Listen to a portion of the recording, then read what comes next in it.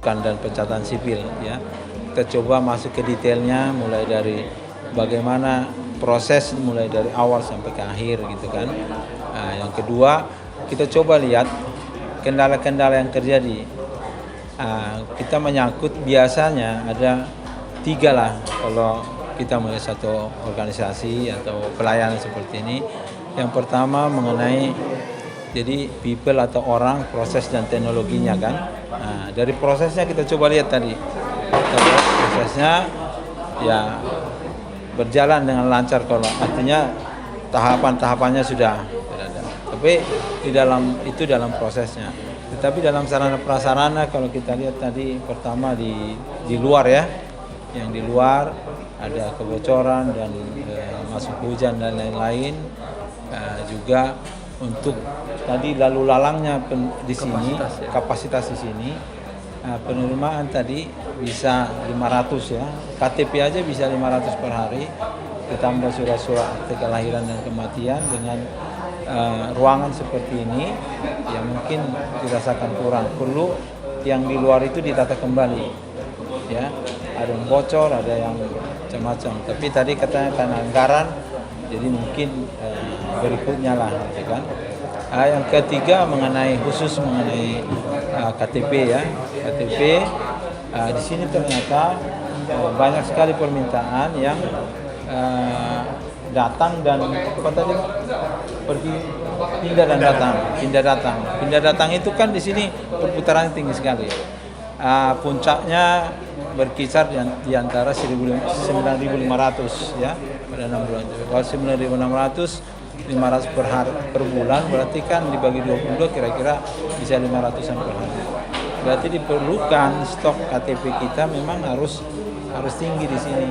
Jadi tidak bisa seperti di daerah lain yang mungkin cuma 100 per hari. Di sini kan 500 per hari, sehingga tadi kita coba sampaikan permintaan agar stoknya jadi ada logistiknya itu ada yang ada yang mengelola. Jadi jangan setelah habis baru minta gitu kan.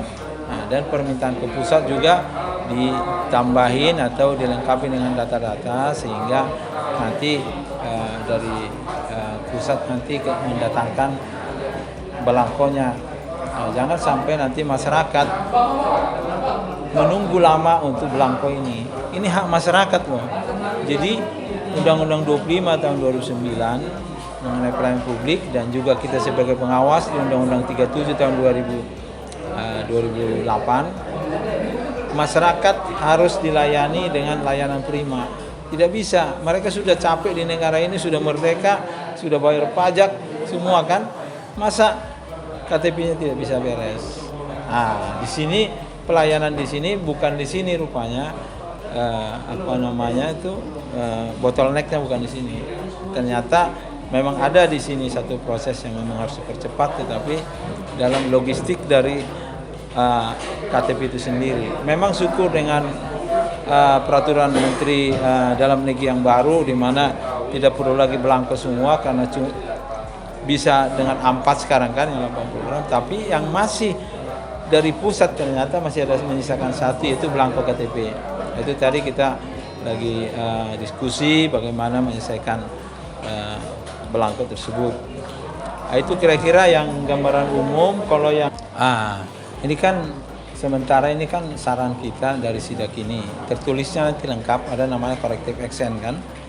Corrective action itu nanti akan kita sampaikan kalau akan ada tenggat waktunya kan. Jadi kita nanti akan dinaikin kepada namanya resolusi dan monitoring.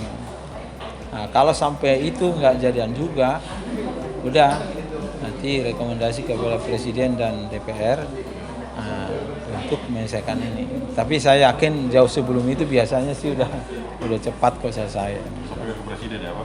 Kalau gitu, kalau kita sih begitu dia. Jadi kalau dari nanti kepala perwakilan nggak diindahkan, masuk kepada kita di pusat yang namanya resolusi and monitoring. Ini terakhir ini puncaknya. Kalau itu udah enggak, sudah selesai, sudah masuk ke sana. Konsekuensi politik dan hukum sudah jalan. Gitu ya. Oke, terima kasih.